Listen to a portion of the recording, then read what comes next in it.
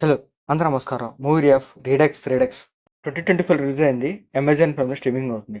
ఇదొక science fiction thriller movie. Thrilling scenes అయితే పర్లేదు, చూడడానికి బాగానే ఉంటాయి. ఈ మూవీ కంప్లీట్‌గా మదర్ అండ్ డాటర్ మధ్యన బాండింగ్ మధ్య తిరుగుతూ ఉంటది. ఆ తల్లి ప్రేమ ఎంత గొప్పదనేది ఈ మూవీలో చాలా బాగా చూపిస్తారు. అది చూడడానికి కూడా బాగుంటది. ఇంకా ఈ మూవీ స్టోరీలోకెళ్తే ఐరాన్‌కి ఒక కూతురు ఉంటది. తనే యానా. తన కూతురు కనిపించకుండా పోతది. తన కూతురు కోసం ఐరాన్ వెతుకుతూ ఉంటది.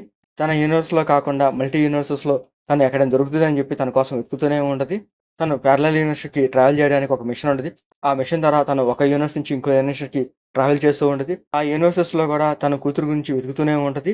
అసలు తన కూతురికి ఏమైంది? ఎవరైనా కిడ్నాప్ చేశారా? ఎవరైనా చంపారా? అది తెలుసుకొని తను అన్ని యూనివర్స్‌లు ట్రావెల్ చేస్తూ ఉంటది.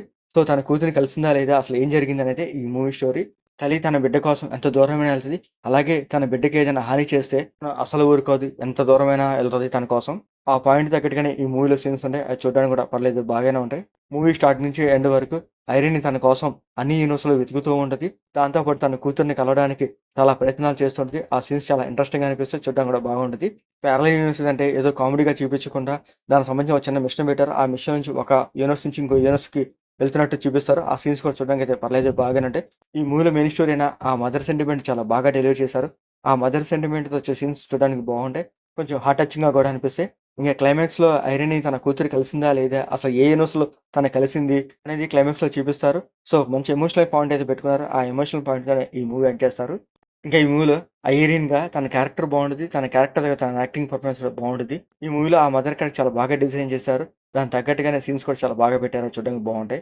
ఇంకా ఈ మూవీలో మ్యూజిక్ కూడా బాగుంటది. అండ్ టెక్నికల్‌గా కాస్త పర్లేదు, బాగానే ఉంటది.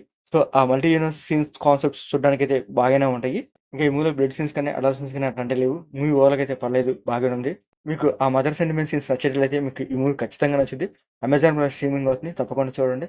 మీకు మా వీడియోస్ నచ్చితే లైక్ చేయండి, షేర్ చేయండి, సబ్స్క్రైబ్ చేయండి. Thank you for watching.